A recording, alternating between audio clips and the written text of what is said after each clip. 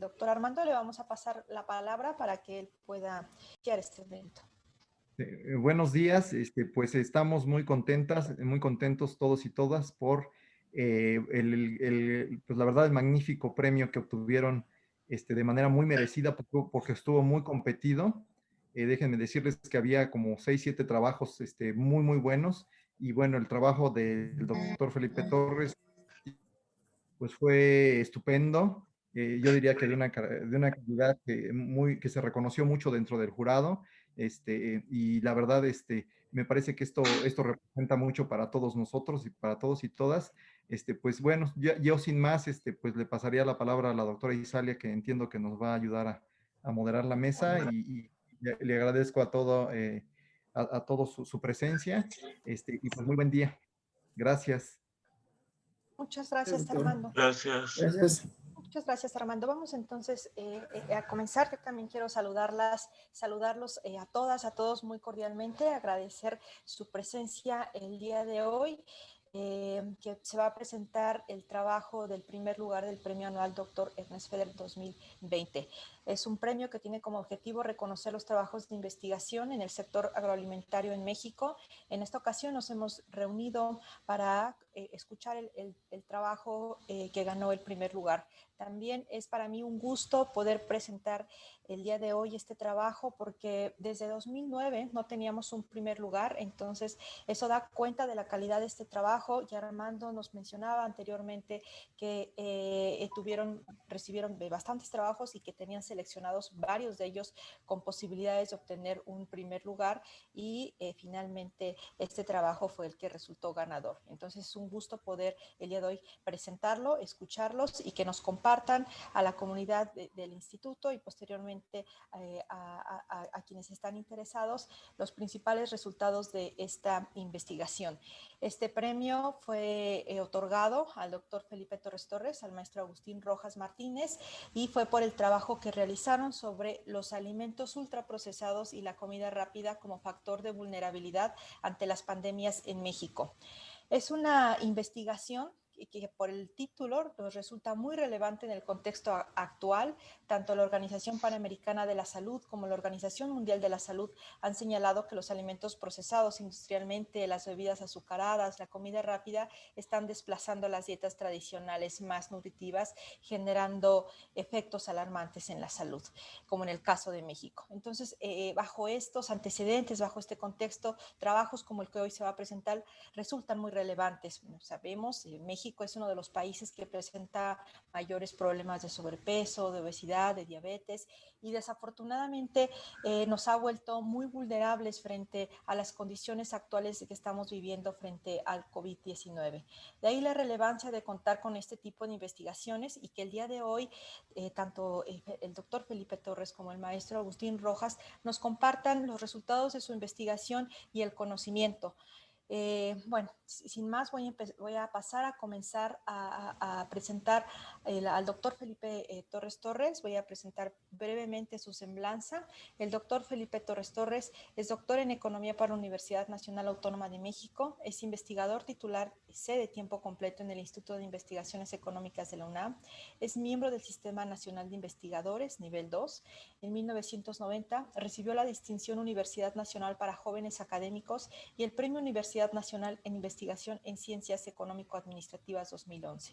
De igual manera, ha recibido el Premio Jesús Silva Gerso en Investigación Económica en 5 ediciones, el Premio Nacional de Estudios Agrarios, el Premio Universitario de Alimentos y el Premio Dr. Ernest Feder en Economía Agrícola. También fue distinguido como profesor de la Cátedra Extraordinaria Maestro en el Exilio Español de la Facultad de Filosofía y Letras. Es autor de más de 50 artículos científicos en agricultura, alimentación y desarrollo regional. Es autor de 6 libros individuales y coautor de 10 libros en las mismas temáticas. Entre sus principales publicaciones destacan La ola biotecnológica y los retos de la producción agroalimentaria en México y América Latina, El abasto alimentario en las regiones de México, Dinámica económica de la industria alimentaria y patrón de consumo en México, Seguridad alimentaria, Seguridad nacional, Los espacios de reserva del capital, Economía del pan y Seguridad alimentaria, factores económicos y desigualdades regionales en México. El maestro Agustín Rojas Martínez es licenciado y maestro en Economía por la Universidad Nacional Autónoma de México. Es técnico académico de tiempo completo en el Instituto de Investigaciones Económicas de la UNAM, en las unidades de investigación de economía urbana y regional y de economía del sector agroalimentario. Obtuvo el premio Dr. Ernest Feder 2017 de investigación en economía agrícola y mención honorífica en el premio Maestro Jesús Silva Gerson 2019, versión interna. Los trabajos que ha desarrollado el maestro Agustín Rojas son sobre economía de la alimentación y desarrollo regional, seguridad alimentaria, pobreza y desigualdad social.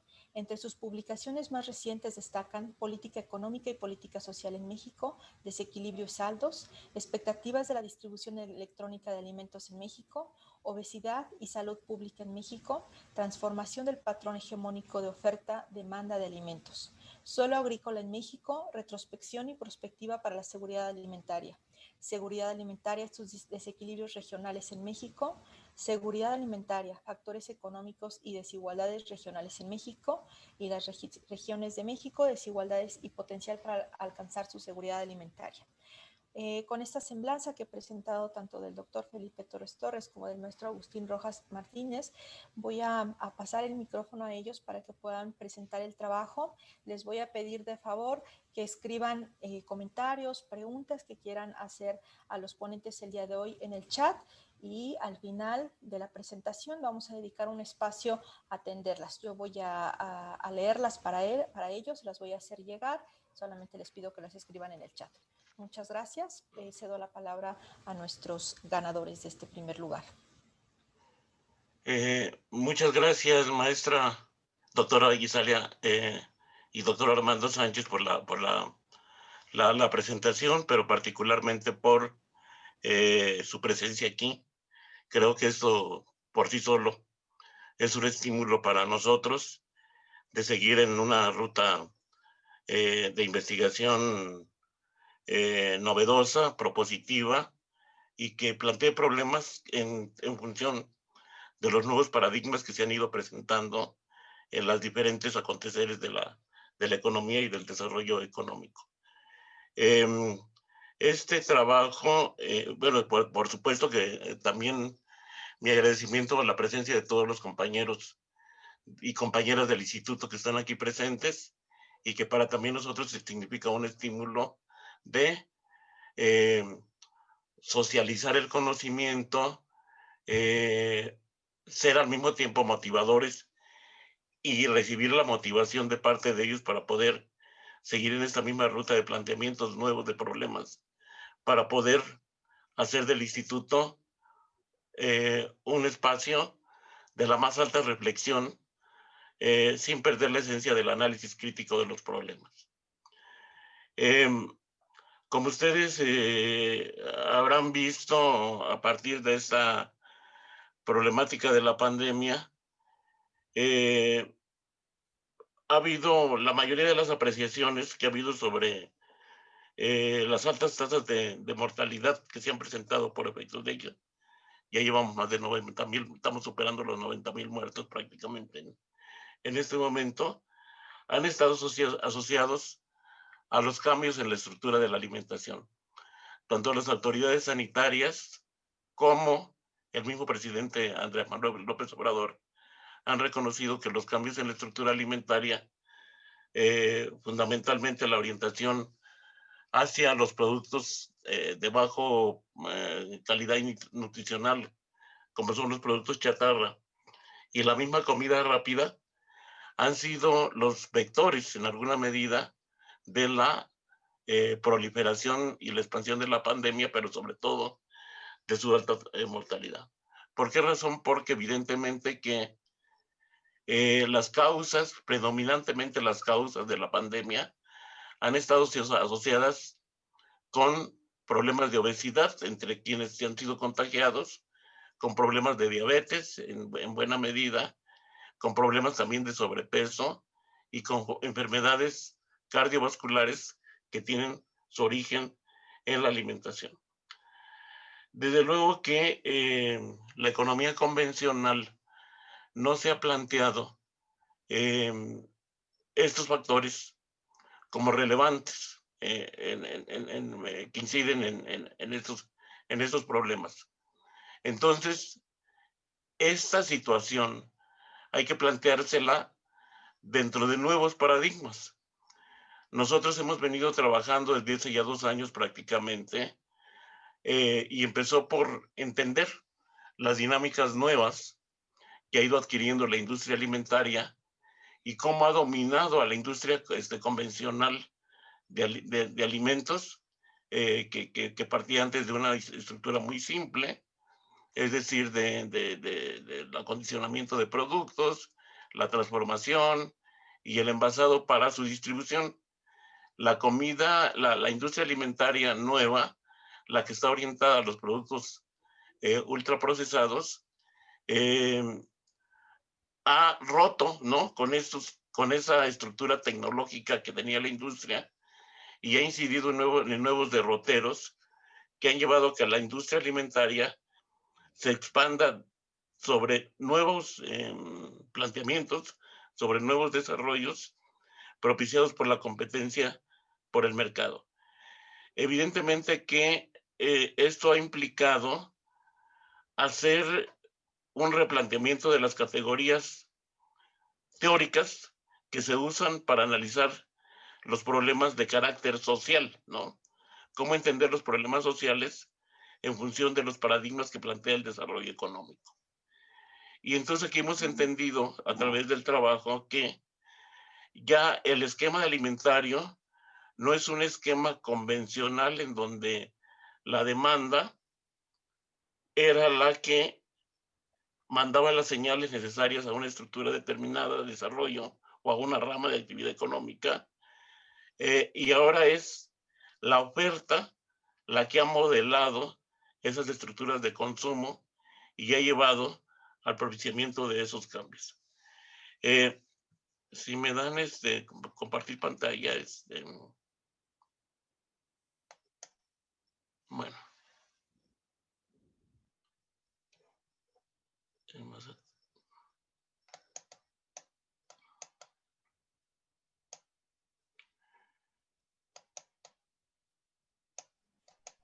Ok.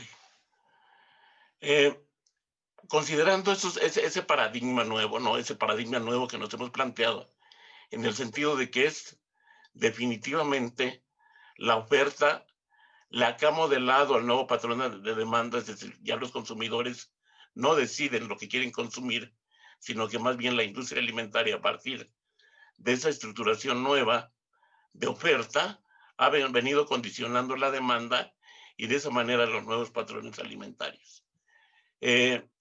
A partir de esta tesis que venimos elaborando, hemos hecho una reelaboración de lo que son las ramas de actividad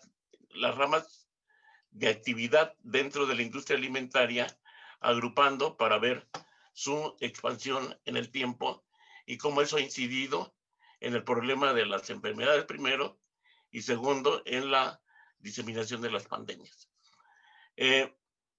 Evidentemente que la alimentación por sí sola, como necesidad básica, es un diseminador importante en las pandemias, tanto porque la diseminación de las pandemias a través de los alimentos va a tener incidencia en por lo menos 3 factores. Uno, a través del acto de consumir, nosotros mismos estamos manipulando alimentos, estamos incidiendo a través de la higiene en la contaminación de los mismos y estamos también propiciando la diseminación de una epidemia viral a través de los lugares del consumo, ¿no? O un segundo factor importante en términos de esa diseminación de las pandemias está en los desequilibrios y desórdenes de las formas de alimentarse, ¿no? Cuando nosotros tenemos en el mercado una oferta prácticamente cerrada, homogénea, donde el consumidor no tiene mayor elección que consumir en función de lo que le está presente en los anaqueles de los supermercados, y que además ese patrón se ha diseminado a nivel nacional, entonces va a tener desequilibrios por el lado de la oferta y también va a tener desórdenes en esas formas de alimentación. Porque la industria alimentaria, evidentemente que ahora se ha expandido, ya no solamente como actividad secundaria básica, sino que se ha expandido también a la esfera de los servicios a través de la comida rápida. Y bueno, evidentemente que en el trabajo tenemos multitud de franquicias que dan cuenta de cómo en los momentos de la pandemia, las únicas que salieron ganando son las ganadoras, las ramas de actividad ganadoras, son justamente aquellas que se dedican a la producción de comida rápida y a su distribución. Evidentemente que han aprovechado los avances en otras ramas de la actividad económica, como es la cuestión electrónica, y han aprovechado estas plataformas digitales para la venta a domicilio, pero han llevado justamente este tipo de ofertas solamente, ¿no?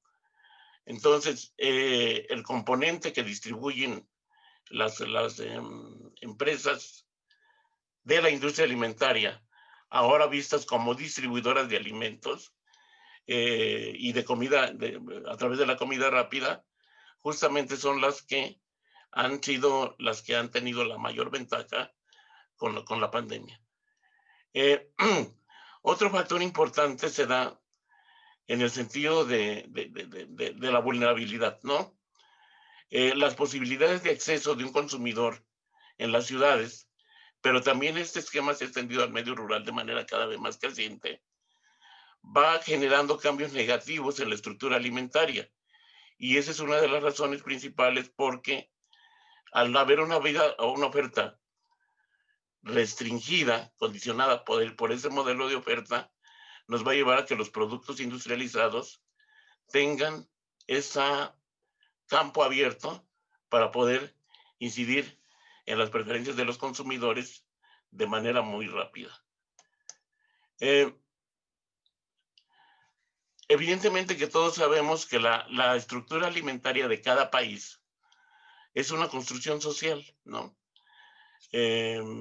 Nosotros tenemos varios aportes alimentarios al mundo que se han ido construyendo a partir de una estructura social que ha ido a través del entorno productivo, ambiental, dándole forma y contenido a esa estructura alimentaria. Hablemos del mole, hablemos de las enchiladas, de la cochinita pibil, son constructos sociales, ¿no? Que aprovechan los entornos, pero que tienen que ver con esa posibilidad de transformar los productos a través de nuestro entorno.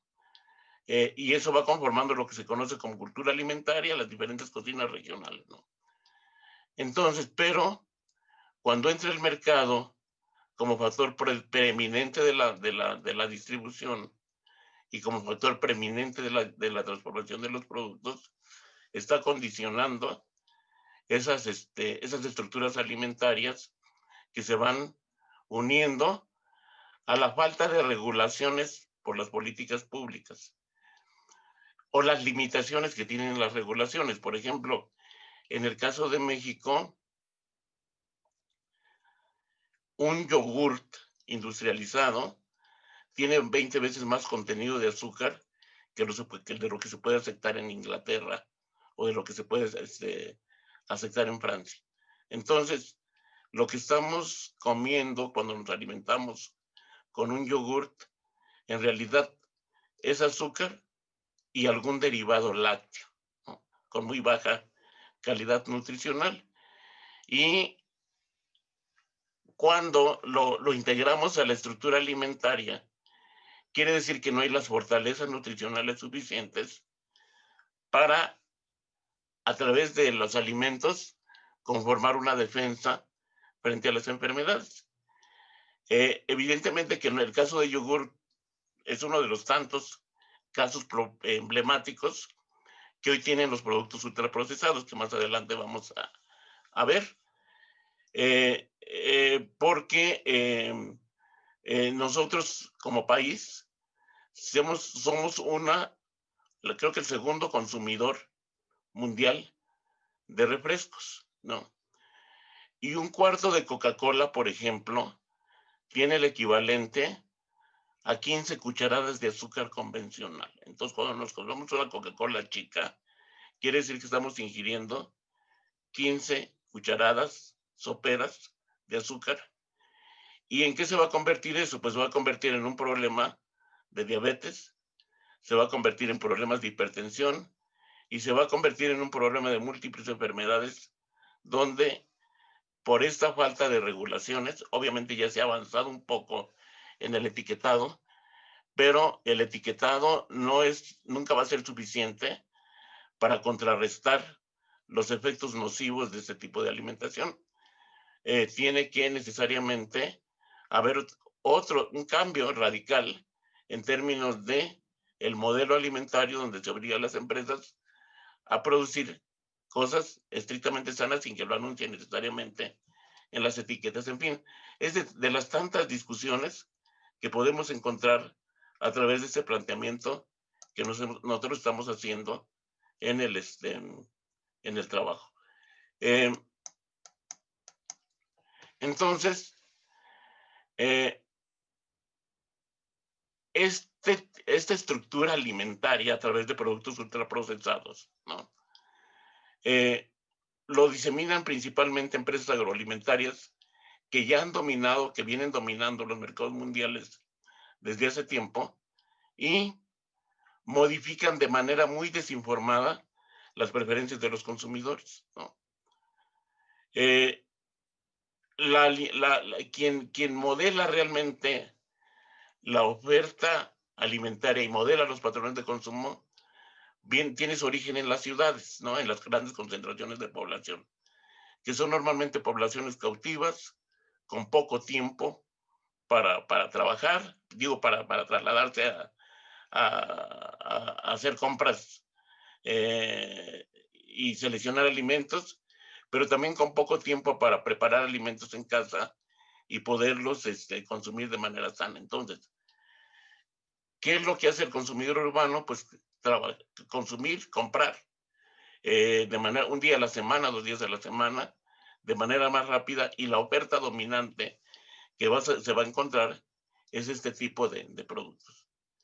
Lo vimos muy claramente ahora con la reclusión a través de la pandemia, donde la oferta dominante es, a través de la comida rápida, este tipo de alimentos de carácter ultraprocesados, altamente energéticos, que llevan a esa diseminación del problema. Por eso, la hipótesis que nosotros estamos sosteniendo, pues, y que sostiene la estructura de este trabajo, es ese condicionamiento de la oferta a través de empresas agroalimentarias que ya han incidido a la espera de la distribución a través de los servicios y de las plataformas digitales, y que han desplazado incluso a la industria alimentaria de carácter tradicional. Más allá adelante, mi compañero Agustín Rojas va a presentar los datos más precisos de este problema, pero digamos que el asunto estaría explicado en ese recambio que se da y donde no hay regulaciones propiamente para que esta oferta alimentaria haya incidido de manera importante en los condicionamientos del patrón de consumo. México tuvo hasta los años 50 una alimentación muy sana, ¿no? Y muy sana y que incluso ha estado siendo copiada ahora por países altamente industrializados que ante este boom, ¿no? De los alimentos ultraprocesados y su reflejo en la salud, ha llevado a que se piense en que no ha sido lo más adecuado y entonces hay que venir cambiando. Pero pues, estamos en un momento muy problemático y esto este trabajo sirve justamente para eso, para pensar en un modelo alimentario que permita ayudar a esos recambios y que nos protejamos como sociedad a través de la alimentación, ¿no? Entonces México está enfrentando problemas serios de salud pública. Vamos a presentar los datos más adelantito, ¿no? A través de la excesiva oferta de alimentos procesados, de la comida rápida, que transforman el patrón alimentario, ¿no? Y entonces, ¿qué es lo que propicia esto, no? Pues el problema de las epidemias, ¿no? De obesidad. La obesidad en México es una epidemia y lo más lamentable es que la obesidad está presente de manera exponencial en niños. ¿Qué comen los niños, sobre todo de clase media y ya no de tan de clase media? Pues comen hamburguesas, comen papas fritas, comen carbohidratos de alto contenido, bebidas energizantes, ¿no? Propiciados muchas veces por los papás, y eso ha llevado a que eso va a llevar a que sean consumidores que van a reproducir sus formas de ingesta o de consumo en el tiempo. Y van a ser también adultos obesos, pero con problemas tempranos de enfermedades de ese tipo, crónico-degenerativas. La diabetes está cada vez más presente en los niños y cada vez se habla más de cáncer infantil. Incluso el cáncer infantil ya se ha convertido ha rebasado, ¿no? El problema médico y ya se ha convertido en un problema social, ¿no? Todas las protestas que ha habido por medicinas, ¿no? Para tratamientos de niños con cáncer están justamente asociados a esta problemática alimentaria y que están presentes en los alimentos hipercalóricos y de bajo aporte nutrimental. Vemos entonces pues que no nos podíamos plantear el problema solamente dentro de la economía. De hecho, en lo que más hemos avanzado ahorita con Agustín, pues es en la metodología, ¿no? Y en la caracterización de las empresas agroindustriales y su composición. Pero esto nos ha llevado pues a entender el fenómeno de la presencia de alimentos ultraprocesados en otras dimensiones. Es decir, en la dimensión netamente social, donde debería de haber una mayor responsabilidad gubernamental en la regulación de este tipo de alimentos. Porque, pues, si no se cuida eso, quiere decir que estamos incidiendo en tener una sociedad enferma. Y cuando vienen pandemias de este tipo, pues evidentemente que la vulnerabilidad por el lado de la alimentación va a ser mayor, ¿no? Entonces, tendríamos que ir más allá de lo convencional, ¿no? Entonces, y en alimentación, ¿qué ha sido lo convencional, no? En señalar que la función consumo, ¿no? Es la principal determinante del ingreso y de las posibilidades de gasto, y entonces que la gente consume en función de las posibilidades de gasto. Y cuando nosotros revisamos los datos, los referentes empíricos más concretos, los datos duros, vemos que no es así. No necesariamente el consumo, para efectos de la función consumo, está determinando la estructura alimentaria, ¿no? Hay otros componentes, ¿no? Incitados por el lado de que la oferta es homogénea y restringida, que llevan a que el consumidor no tenga que elegir más que de cierta oferta.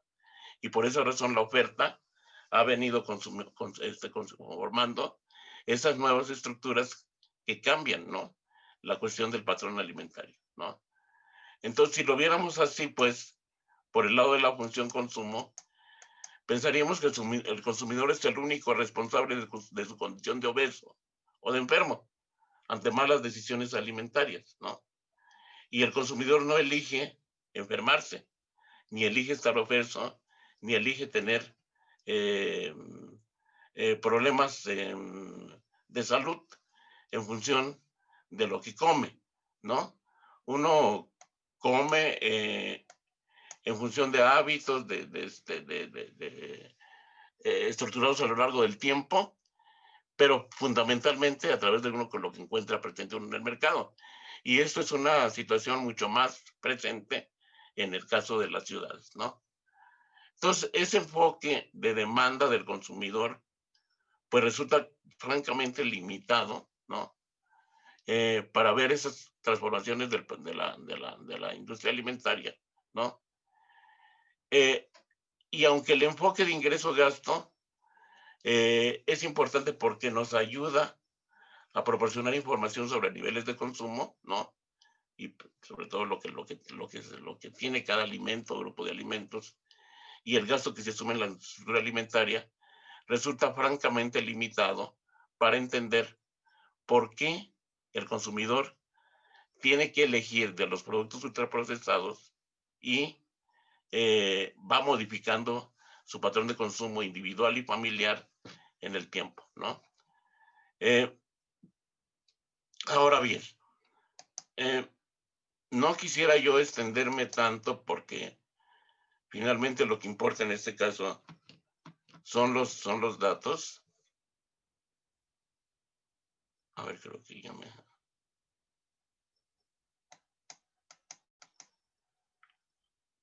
Ajá.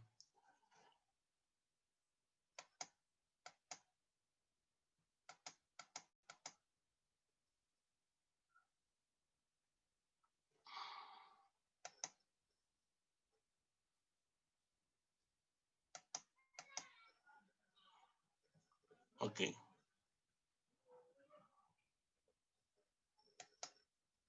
Agustín tiene la misma presentación, avánzale desde allá, no porque a mí se me trabó aquí. ¿Agus?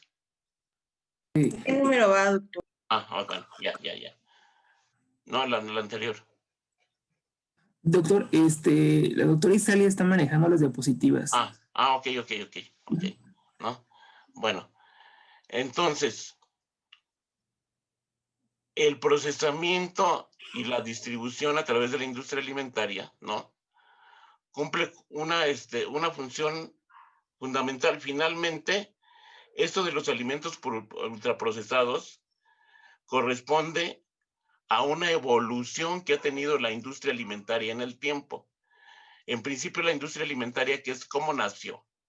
Nació porque había un mercado urbano creciente.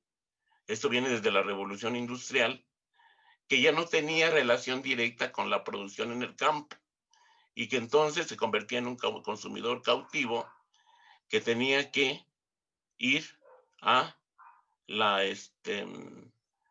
que tenía que ir al mercado a surtirse de los alimentos.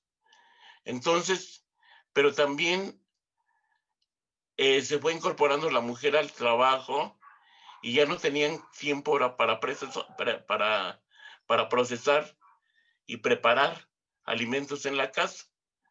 Entonces, lo que ocurrió aquí es que nace la industria alimentaria, paralelo a la revolución industrial, como una actividad económica preponderante para satisfacer el consumo obrero particularmente, ¿no? Y entonces los mismos alimentos que se consumían en el campo ahora tuvieron que acondicionarse y envasarse. Y entonces ahí empieza un proceso de evolución, de tal manera que con el tiempo la industria alimentaria se convierte en una actividad hegemónica. Si nosotros vemos los datos en el tiempo, la industria alimentaria es la que nunca entra en crisis. Siempre tiene tasas de crecimiento positivas y tiene tasas de crecimiento muy altas. ¿Por qué razón? Porque va en función del crecimiento de la población y de los nuevos consumidores que engrosan el nivel de demanda en el tiempo. Esta es una situación muy natural, ¿no? Incluso la industria alimentaria tiene tasas de crecimiento de las más dinámicas, aún en el caso de México y aún en un contexto de crisis, ¿no? Y lo vimos con la pandemia. Los centros de distribución de alimentos son los únicos que no cerraron, ¿no? Por ser una actividad esencial, desde luego, y eso ayudó a que mantuvieran ese nivel de estabilidad, ¿no? Económica suficiente. Entonces, esto, ¿no? Ha llevado a que los principios de alimentación sana cambien, ¿no? O se borren. Evidentemente que hay varios movimientos de consumidores que ya se dieron cuenta ahora de que seguir en este tipo de modelo no ayuda mucho, ¿no? Para las condiciones de salud. Sin embargo, esto ha llevado también a que esos modelos alimentarios demandantes sean también absorbidos por la industria alimentaria, ¿no? Finalmente, un vegano, un orgánico, no tiene las condiciones para ir al campo y cultivar sus propios productos. Recurre nuevamente a la industria alimentaria para que la industria alimentaria sea la que satisface ese tipo de oferta. Pero bueno, evidentemente que pues son además movimientos incipientes, muy incipientes por la dimensión en el tiempo y además muy limitados, ¿no? Entonces, aquí la industria alimentaria se convierte en uno de los actores principales de esos cambios, ¿no? Modifica estructuras de consumo a través de la oferta, pero también propicia permanentemente innovaciones tecnológicas para satisfacer nuevos tipos de consumidores y también para poder enfrentar competencias que se dan entre las empresas, ¿no? Por ejemplo, nosotros encontramos en el mercado en este momento más de 30 tipos de leches y esas leches nada tienen que ver con el producto original. Hay leches deslactosadas, hay leches con anexiones de proteínas, hay leches compuestas, hay leches light, bueno, yo simplemente les pediría a ustedes hagan un ejercicio y vayan al mercado y vean cuántos tipos de leche se encuentran, pues todas transformadas, todas con productos, digo, con sustitutos, algunas muchas con sustitutos, y eso es producto de los avances tecnológicos que ha tenido la industria alimentaria para aislar componentes, ¿no?, de la estructura nutricional del producto y poder sobre esa vía satisfacer ese tipo de nuevos tipos de demanda, ¿no? Obviamente hay leches light porque hay, ¿no?, una demanda en ese sentido que se ha venido satisfaciendo a través de ese tipo de oferta que primero la condicionó. Entonces, ese trabajo pues descansa sobre este esquemita, ¿no? Cómo la producción alimentaria a través de la industria alimentaria está condicionando patrones de consumo, ya para irme más rápido y poder presentar los datos, y cómo incide ya en las esferas de la circulación alimentaria a través de distintos circuitos, ¿no?, de elaboración de comida rápida, y cómo ahora, si nos pasa la siguiente, Isale, por favor, ha llevado a la hibridación de la industria, ¿no? Entonces, la industria alimentaria, originalmente originalmente de tipo artesanal, ¿no?, que se dedicaba al acondicionamiento y envasado de productos, evolucionó hacia el procesamiento y combinación de productos, pero incluso a la incorporación de aditivos y a la creación de productos sintéticos, ¿no?, o sustitutos del producto, ¿no? Se acepta incluso de manera convencional que un café granulado pueda contener hasta el 30 o 40% de los sustitutos, ¿no? Y los sustitutos pueden ser garbanzo tostado, agua, en fin, ¿no? De tal manera que la industria alimentaria hace que parezca café sin ser café, ¿no? Entonces, y eso está, ¿no?, pues regulado incluso normal, y está dentro de las normas oficiales mexicanas que se acepta de esa manera, ¿no? Y lo mismo para la leche y muchas veces para los embutidos, ¿no? Por ejemplo, una salchicha, en realidad lo que estamos comiendo es algo de contenido de carne con fécula de papa, ¿no? Por decirlo de alguna manera. Bueno, podríamos prácticamente hablar de toda la estructura esta de oferta, pero lo que lo curioso es que no encuentras otra cosa en el mercado. Entonces, pensar que vas a consumir una salchicha original, pues ya es muy poco probable si concurres al supermercado y si ves que la industria alimentaria está conformada así. Y esto ha llevado, pues, esos cambios, esas evoluciones, esos desarrollos tecnológicos, esos sistemas de competencia a los alimentos ultraprocesados, que sería el siguiente ejemplo. Ya con esto estaría terminando. Si nos da la siguiente, Isa, por favor, ¿no? Entonces, ¿qué son los productos ultraprocesados, no? Son productos hipercalóricos cuya base son sal, azúcar y grasas, ¿no? Y entonces, aquí se ubican todos los alimentos chatarra y todo tipo de comida rápida, ¿no? ¿Qué son esos alimentos? Al contener sal, son altamente aditivos, ¿no? Uno lo ve en las papas cuando dicen que no puedes comer solo una. Eso es una situación real. Es de marketing, pero tiene su base en las condiciones sensoriales del consumo, ¿no? Entonces, también pueden controlar ahora esas empresas toda la parte de la distribución, ¿no? Y entonces,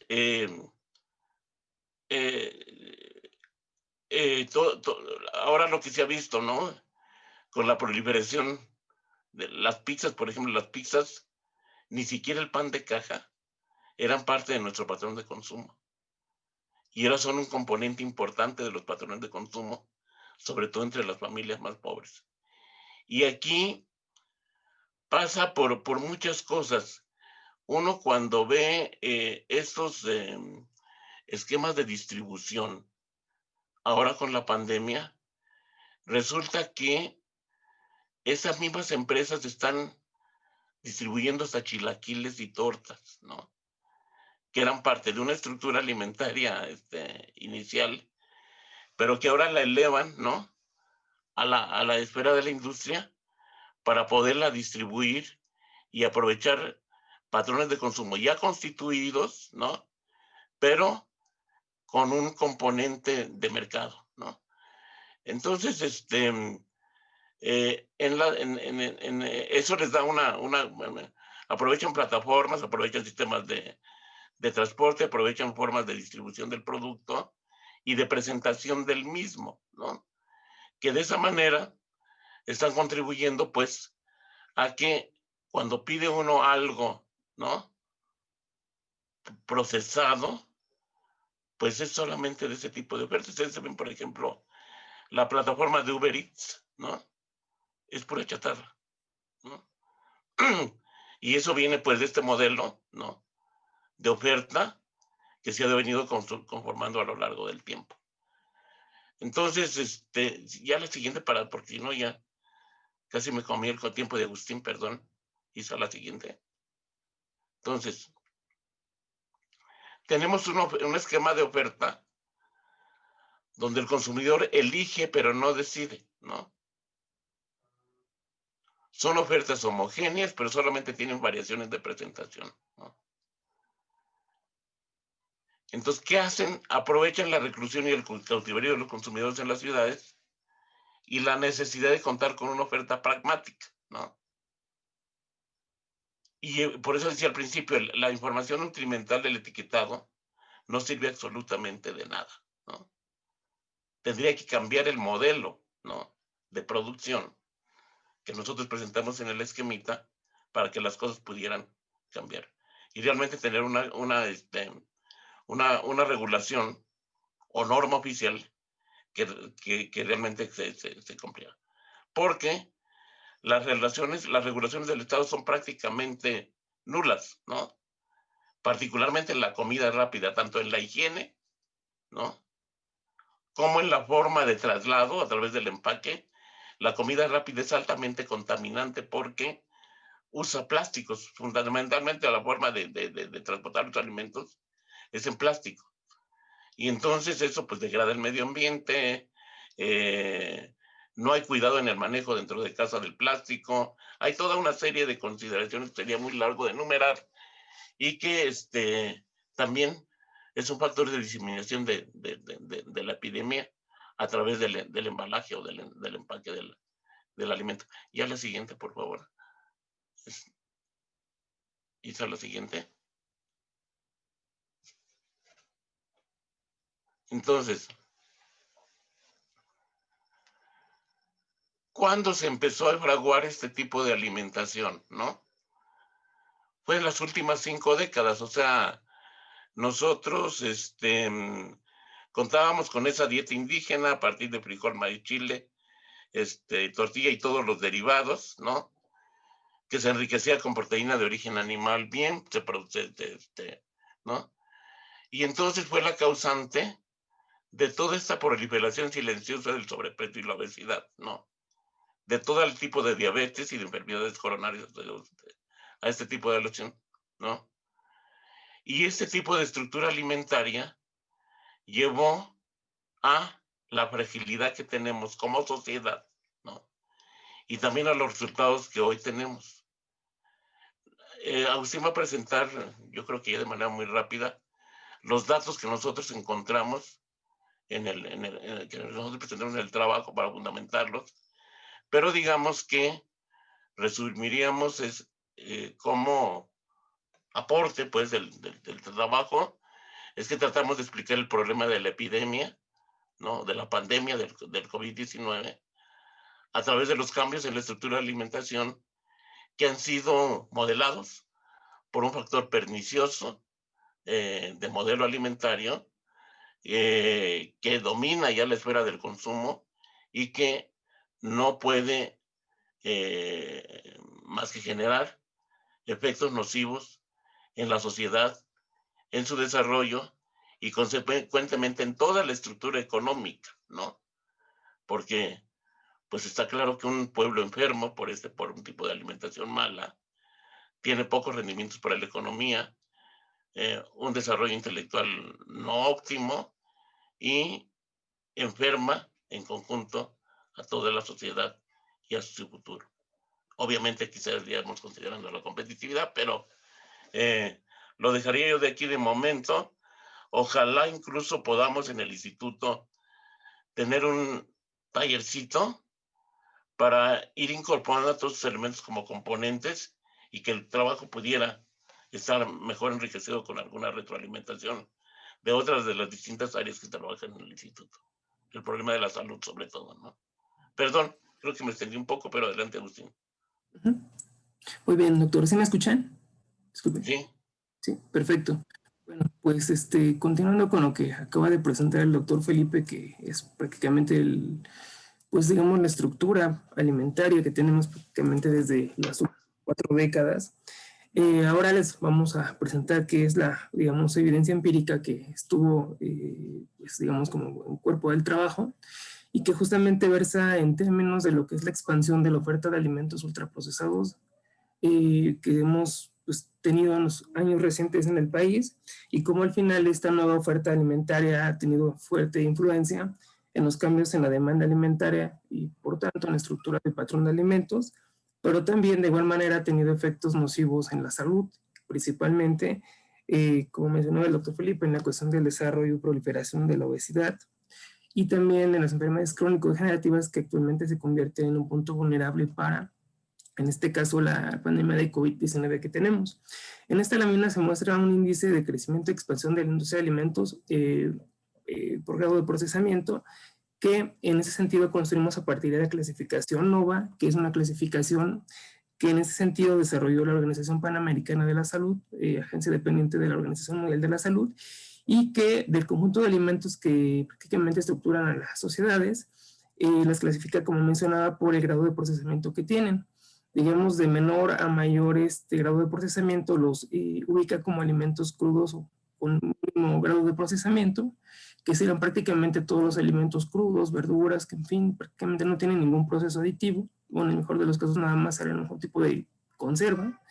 De igual, el siguiente en orden ascendente sería el ingrediente culinario, que prácticamente son las adiciones que se le ponen, por ejemplo, los alimentos que pueden ser sal, algún tipo de aderezo, por ejemplo, mostaza en polvo, y ya posteriormente alimentos procesados, que son aquellos que la industria alimentaria ofrece, pero a los cuales ya del producto original se incorporan 3 o hasta 5 productos.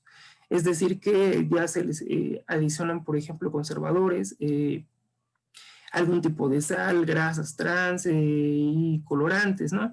Pero tienen la particularidad de todavía mantener, digámoslo así, la estética del producto original. En ese sentido, por ejemplo, algún tipo de tortilla de harina, de tortilla, por ejemplo, de maíz, que por ejemplo están empaquetadas, por ejemplo, el plan de caja, como mencionaba el doctor Felipe, y prácticamente ya los alimentos que son los productos ultraprocesados, que realmente se pudiera decir que son aquellas innovaciones de la industria alimentaria, son alimentos netamente, vamos a decirlo así, ya transformados en el sentido en que el producto original prácticamente ya se desdibuja. Es decir, tienen una serie ya de incorporación de alimentos de 5 o más elementos, con los cuales el producto original ya cambia totalmente.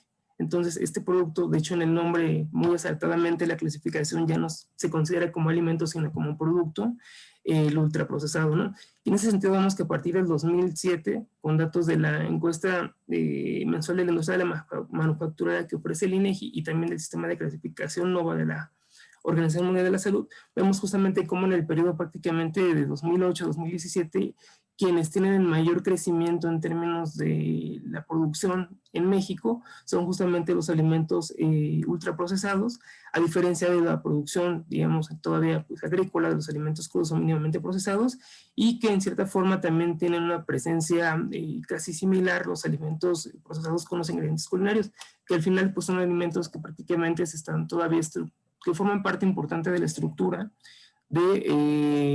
pues del patrón alimentario, pero que en cierta forma esta gráfica puede mostrar que los productos ultraprocesados pues tienen una mayor presencia y están siendo dominantes dentro del consumo de los hogares.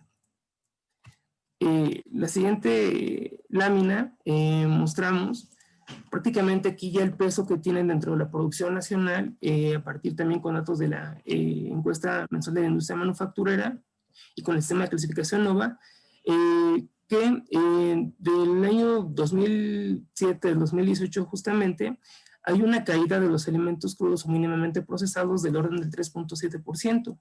Esto quiere decir que hay un menor consumo, que obviamente se corresponde con la producción que en este caso ha caído, y de igual manera, de forma pues casi idéntica, con un 3.6%, han crecido los alimentos ultraprocesados dentro de la estructura de la producción nacional por parte de la industria alimentaria. Como ustedes pueden ver, de hecho, en el caso de los ingredientes culinarios y los alimentos procesados mantienen prácticamente el mismo comportamiento en el periodo. Sin embargo, es importante mencionar que se ha compensado la caída de los alimentos crudos justamente con el crecimiento de los alimentos ultraprocesados, ¿no? Que al final esto es obviamente reflejo de la tendencia, por ejemplo, que muestran las encuestas de ingresos y gastos de los hogares como cambios en la demanda alimentaria. Y en este cuadro también, donde justamente podemos analizar la composición del gasto en alimentos y bebidas por producto, se puede observar ciertos elementos importantes, ¿no? De igual forma que en el peso en el gasto hay una reducción del gasto que se destinaba a los alimentos con bajo grado de procesamiento. Sin embargo, un hecho importante es que dentro de en la estructura de la información del ENIC hay un rubro en el caso de los alimentos llamado otros alimentos diversos, donde particularmente de acuerdo con la parte conceptual de la encuesta de ingresos y gastos de los hogares, están incluidos todos los alimentos que son alimentos procesados y productos ultraprocesados. Entonces, como ustedes pueden ver en el cuadro, justamente este rubro de otros alimentos diversos ha tenido un crecimiento importante del 3.4% respecto a la caída de los alimentos que serían con bajo grado de procesamiento y que también eran parte importante, como mencionaba el doctor Felipe, en la estructura alimentaria regional previa a lo que fue la apertura comercial. En este caso, por ejemplo, el consumo de aceites y grasas, de leche y sus derivados, de algún tipo de cereal, sobre todo también de verduras, legumbres y frutas, que son obviamente elementos importantes también para poder tener una buena condición nutrimental. Sin embargo, destaca también sobre todo en los cambios que hay en la estructura del gasto en alimentos, que en el periodo referido del 2000 al 2018, prácticamente el rubro de alimentos y bebidas consumidas fuera del hogar tiene un crecimiento casi del 7%. Y esto obviamente es reflejo justamente de la nueva dinámica económica y la dinámica social que se ha venido gestando desde el periodo de apertura comercial, pero principalmente, y se pudiera decir desde lo que fue ya la instauración del modelo de economía abierta, donde particularmente cambiaron las condiciones, en este sentido también por cuestiones de crisis, por ejemplo, de la estructura del hogar, donde ya no se podía cocinar en casa, dado que gran parte de los integrantes de las familias tenían que incorporarse al mercado de trabajo, sobre todo la mujer. Se abandonaron, digamos, las condiciones de poder cocinar en casa. Hay una mayor distancia entre los hogares y los centros de trabajo que imposibilita, mencionaba la cuestión, por ejemplo, de la preparación de alimentos, poderlos comer en este caso en casa. Y de igual manera también, pues obviamente hay una merma en términos de lo que ha sido el consumo de esos alimentos, dado la nueva dinámica que al final pues, se convierten los alimentos con alto grado de procesamiento y la comida rápida por cuestiones de practicidad y pragmatismo en el consumo, pues la salida, ¿no?, que tienen todos los consumidores, sobre todo urbanos. Entonces, obviamente esta caída del 6.9% del consumo fuera del hogar se ve reflejada obviamente en el consumo dentro del hogar, ¿no? Que también cae en la misma magnitud. Sin embargo, a ver, un segundito. Ok, pensé que no nos el chat. Muy bien.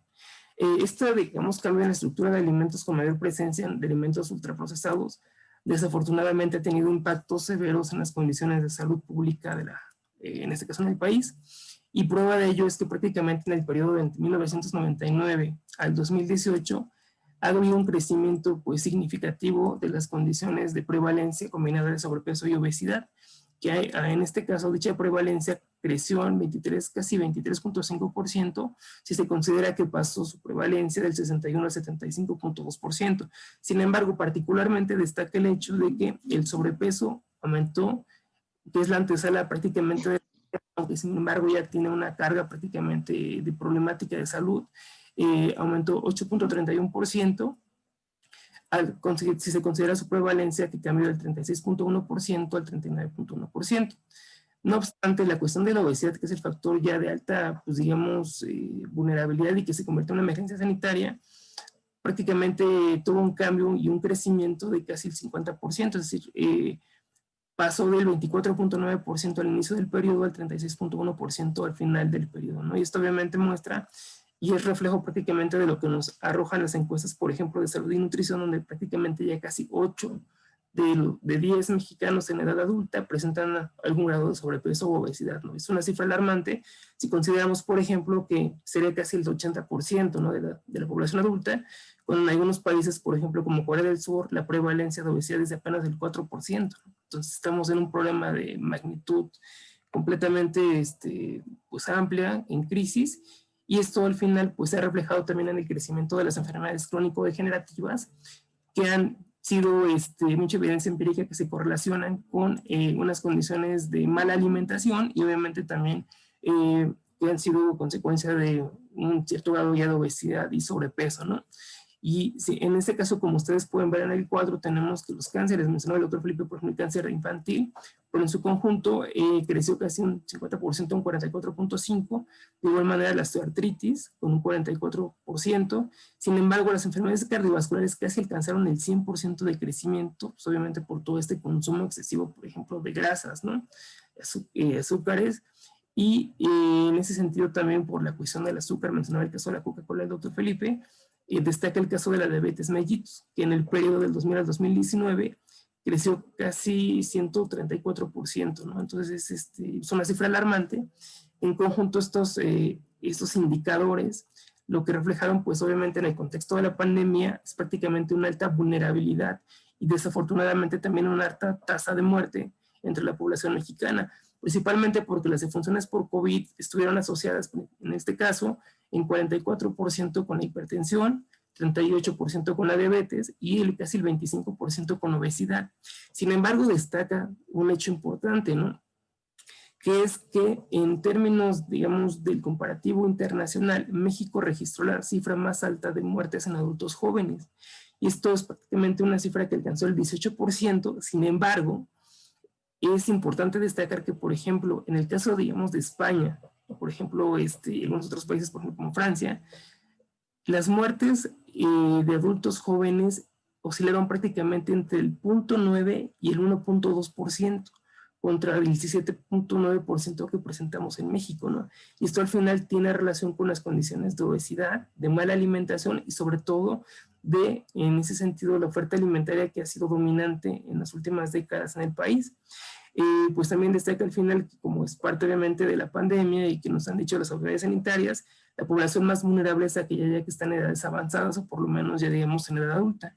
En el caso del país pues tenemos que en términos generales del grueso digamos de población del 50 a 74 años representó casi 2/3 partes, mientras que de 75 años en adelante pues casi reflejaron el 20% de las muertes, ¿no? Entonces es importante considerar este factor porque la mala alimentación, ya no solamente en personas adultas, sino en jóvenes y también en niños, es un punto de vulnerabilidad para escenarios pospandémicos que podemos presentar en el país y que al final derivan de condiciones alimentarias precarias que al final se siguen reproduciendo, ¿no? en el país. Y bueno, ya como algunas conclusiones para tomar más el tiempo, tenemos que prácticamente lo que encontramos en la investigación es que, a contrapelo del enfoque dominante que se posiciona desde el lado de la demanda, vemos que el consumidor realmente no tiene, digamos, como dice la teoría macroeconómica, ¿no? Las condiciones de elección a partir de sus preferencias, sino que se encuentra supeditado a las condiciones de oferta dominante en el mercado, y por tanto las explicaciones de las transformaciones del patrón de alimentos actualmente se deben de posicionar del lado de la producción, porque al final a partir de este enfoque se puede explicar, por ejemplo, el deterioro de la calidad de la alimentación y el crecimiento de enfermedades crónico-degenerativas, ¿no? En tanto, entonces, desde el punto de vista teórico, encontramos que la oferta domina y modela la demanda alimentaria y así las elecciones de los individuos, y prácticamente genera un sobreconsumo de alimentos ultraprocesados y de comida rápida que sería, digamos, no explicable desde el punto de vista de la elección del consumidor, como dicta la teoría macroeconómica de la teoría del consumo, ¿no? En ese sentido vemos que justamente la sobreoferta y la incapacidad del consumidor para elegir es lo que explica también la alta vulnerabilidad y elevada tasa de muerte por el COVID que experimenta el país actualmente. Y desafortunadamente, de igual manera en la investigación encontramos que este esquema de alimentación se vuelve dominante y se va a ampliar en la medida en que justamente la oferta de alimentos ultraprocesados y de comida rápida cubren los requerimientos de pragmatismo y en este caso rapidez del consumo de todos aquellos individuos, sobre todo que están ubicados en ciudades, es decir, pues pueden saciar sus condiciones de alimentación de esa manera, aunque obviamente a costa de la salud, pero también este esquema de alimentación se vuelve dominante para los procesos de acumulación de capital, en tanto que las empresas, prácticamente de la industria alimentaria, al depender para su sobrevivencia en el mercado de la innovación tecnológica, prácticamente tienden en mayor medida a la elaboración de ese tipo de productos, y obviamente vemos que hay una oferta que se está generalizando, expandiendo a nivel nacional e internacional, y que en años posteriores va a generar peores condiciones, tanto en términos del cambio en la alimentación y condiciones de salud, que nos hará más vulnerables como sociedad, de no tomar medidas que vayan encaminadas prácticamente a regular la oferta y no centrarse como en el etiquetado todavía del lado de la demanda que mantiene la premisa de la soberanía del consumidor. Y bueno, pues de mi parte prácticamente eso sería pues todo.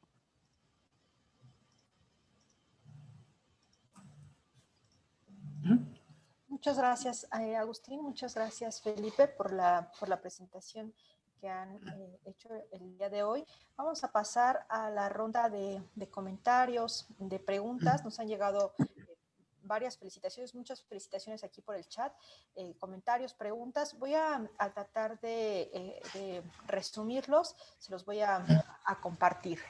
El doctor Javier Delgadillo les extiende a tanto a Felipe como a Agustín una felicitación por el merecido premio. Señala que ambos son un ejemplo de asiduidad investigativa en nuestro instituto. La doctora Villares Perreyes también los felicita por la excelente investigación.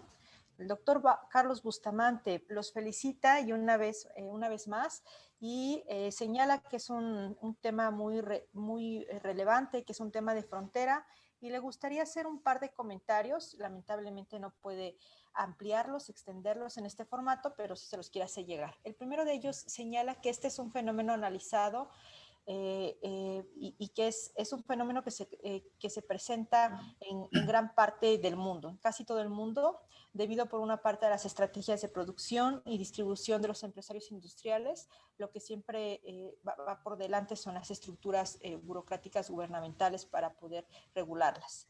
Y por otro lado, señala que es importante el tema de la educación nutricional. Le gustaría que lo tomaran esto para reflexionar. No puede ampliarlo más por el formato, pero que bueno, entonces más o menos si ves por dónde va el asunto. Una reflexión quiero ese gráfico, que ese gráfico relacionada me permite escribir ahí, en esta parte. actualizar la escritura. Luego Y la tabla tenemos 2. también algunos otros comentarios. La doctora Jessica Tolentino preguntaba, ya habían ustedes ampliado un poquito, pero preguntaba si podían ampliar la explicación sobre las consecuencias que puede tener este etiquetado de alimentos, si ustedes consideran que bajar el consumo de alimentos ultraprocesados. También tenemos otras preguntas. Si consideran ustedes que habrá, hay afectaciones por subgrupos de población. Nos han hablado de un escenario que es desfavorecedor en general para toda la población y la vulnerabilidad que presentan, pero si han ustedes hecho alguna reflexión o algún análisis vinculado con subgrupos de población, por ejemplo, población indígena. Georgina Naufal felicita a los premiados. Ana Laura pregunta qué opinan de la nueva política de las etiquetas negras, igual que Jessica. Denise Villalobos, bueno, dice que buenas tardes. Su pregunta es la siguiente: bajo las condiciones alimentarias actuales, ¿qué sector poblacional tiene más riesgos? ¿Las personas adultas mayores o las niñas y los niños con respecto a los productos industrializados, tanto como a corto, mediano y largo plazo? Isabel Coronado nos dice que una de las medidas que se tomaron para respetar la sana distancia y el confinamiento fue cerrar los mercados locales, mientras que los centros comerciales siguieron con sus puertas abiertas, y esto llevó a que la población consumiera más alimentos procesados.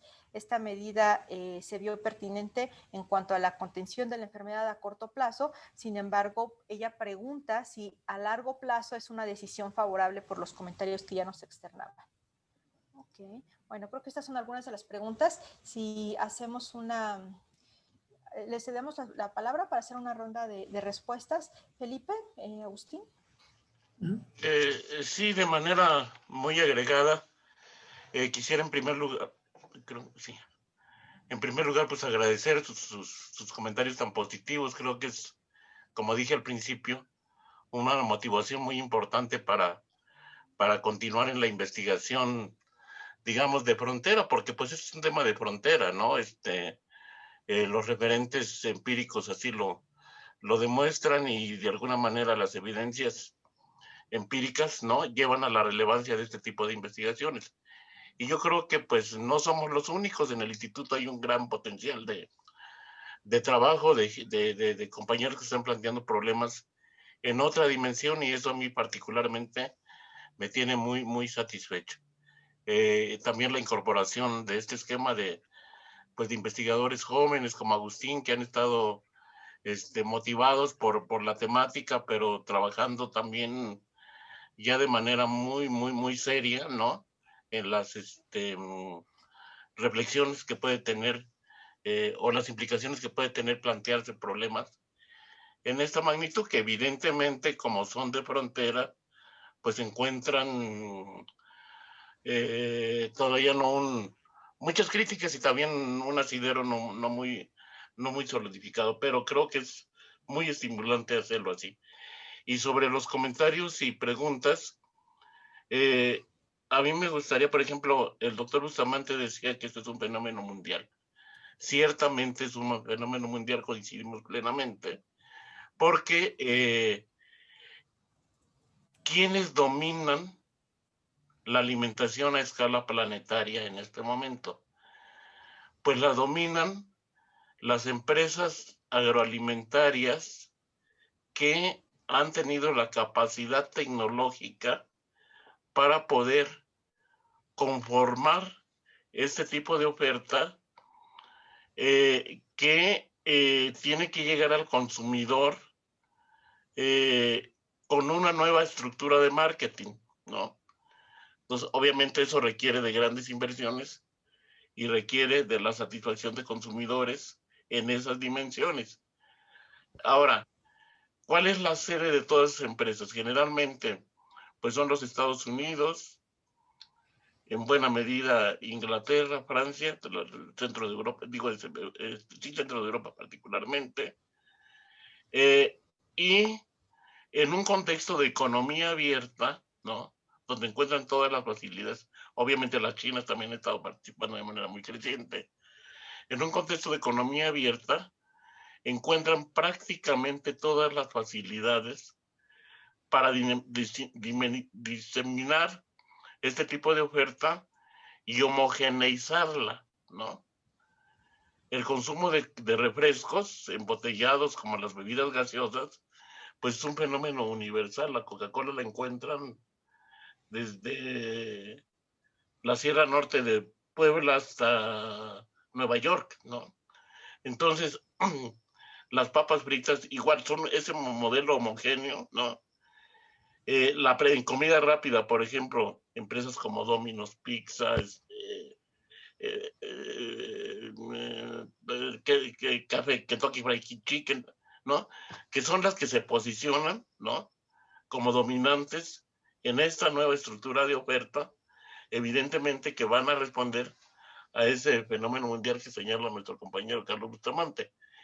Y evidentemente que aquí los procesos de educación nutrimental, y eso lo digo también en otra pregunta, de educación nutricional, son buenos cuando existe la oferta en el mercado.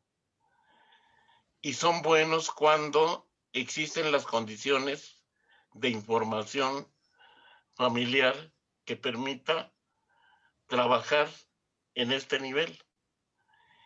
Y son buenas si desde la educación preescolar se educa de esa manera. Pero no son buenas si chocamos con un modelo de oferta dominante que no tiene ningún tipo de regulación. Entonces, educación nutricional, se han hecho muchos esfuerzos en México a través del Instituto Nacional de la Nutrición, de la misma Secretaría de Salud, ¿no? Pero no basta con decir come frutas y verduras, ¿no? A ir al supermercado y encontrar, como decía nuestra compañera que hizo la pregunta al final, encontrar, ¿no? Con que cierran, ¿no? Las pequeñas, los tianguis, ¿no? Por ejemplo, en el caso de las ciudades. Y están abiertos los supermercados y la oferta dominante allí es, porque es homogénea a nivel mundial, ¿no? Están en ese caso ofertando. Entonces, el consumidor allí no tiene elección, ¿no? Consume de lo que hay allí, de lo que está garantizando la oferta. Y en este caso, los etiquetados o las normas oficiales mexicanas que regulan de alguna manera, ¿no?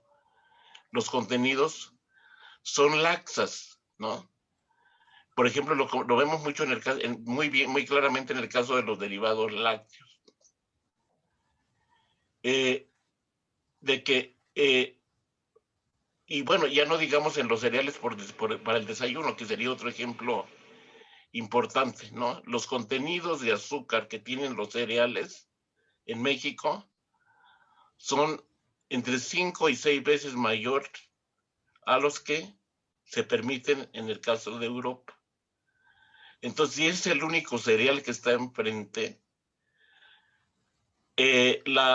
así le pongan en la etiqueta que tiene alto contenido o es hipercalórico, pues lo va a consumir la gente porque no hay otro tipo de oferta.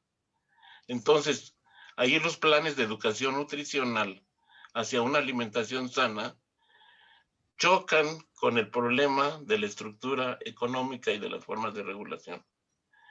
Y cuando se incide, por ejemplo, en el caso de las escuelas desde hace algunos años, se viene mucho insistiendo en que se retire de las cooperativas o de las tienditas que hay en las escuelas los alimentos chatarra, pues eso en la práctica, lo único que se ganó en cierto momento, que fueran los envases más pequeños, ¿no? Eso fue lo único que se ganó, ¿no?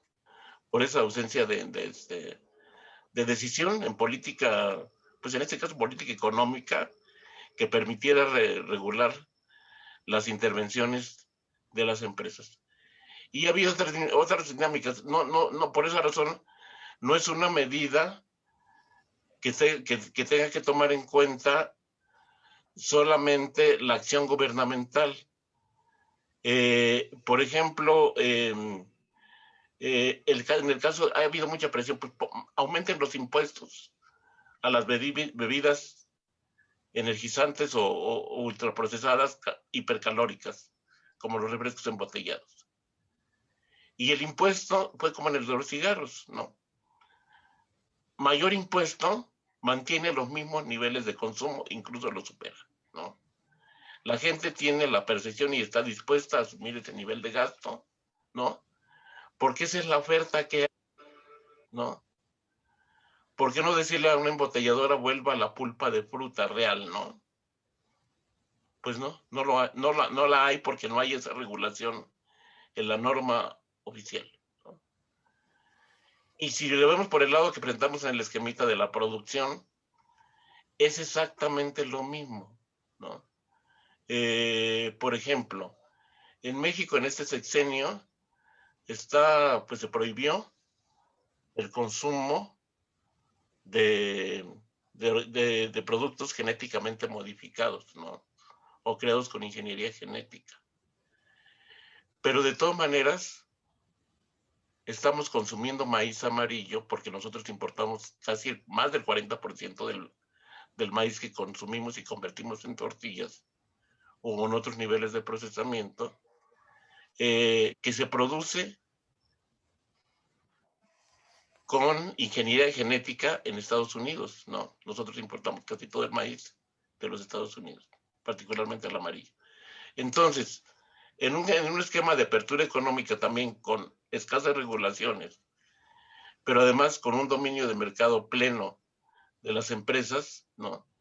¿Quién se opone, pues, a estas formas de comercialización? ¿Y quién se opone si somos dependientes, ¿no? En la esfera de la producción de este tipo de productos a nivel mundial, ¿no? Por eso tenía razón el doctor Bustamante, pues es un modelo, ¿no? Pues sí, dominante a nivel mundial, tiene toda la razón, ¿no?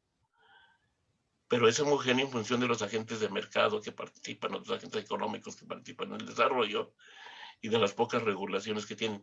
Miren, quisiéramos estar hablando casi toda la tarde de eso.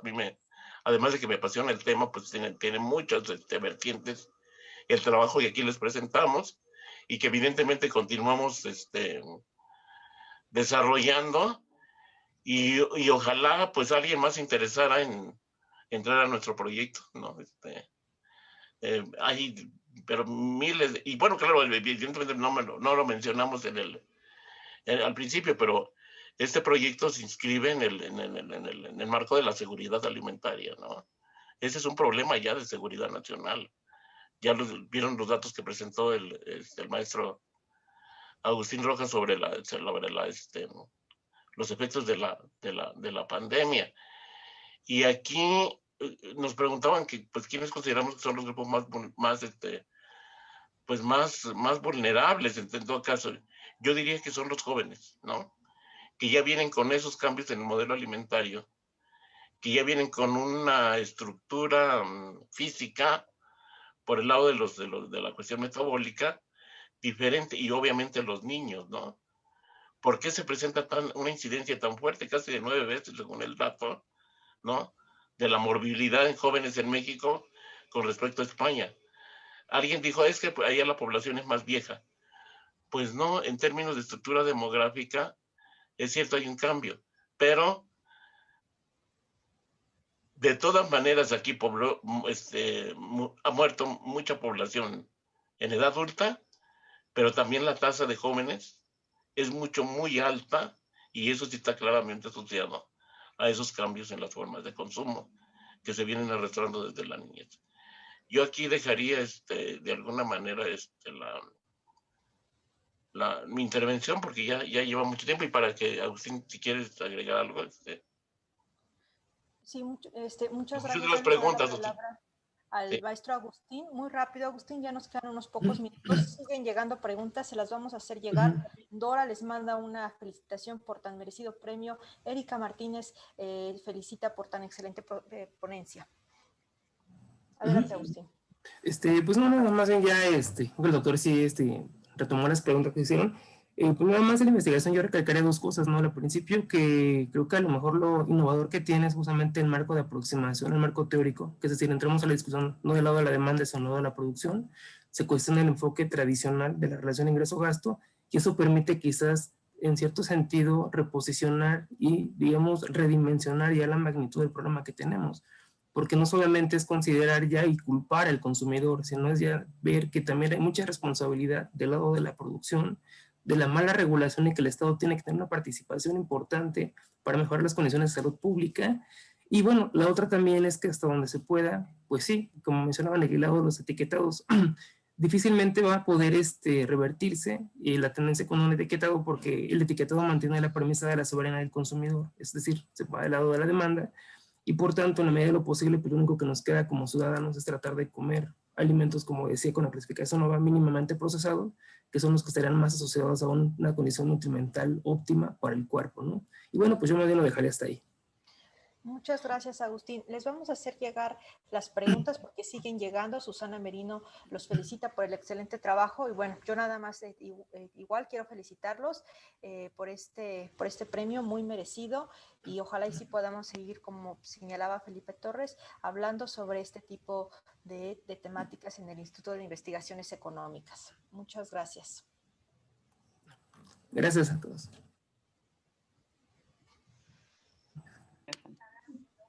Hasta luego, gracias. Felicidades. Felicidades a los expositores. Muchas felicidades. Gracias. Gracias. Nos vemos, que estén bien. Gracias. Cuídense mucho a todos. Mucho gusto en verlos. Igualmente, que estén bien. Igual. Gracias por el apoyo. Gracias.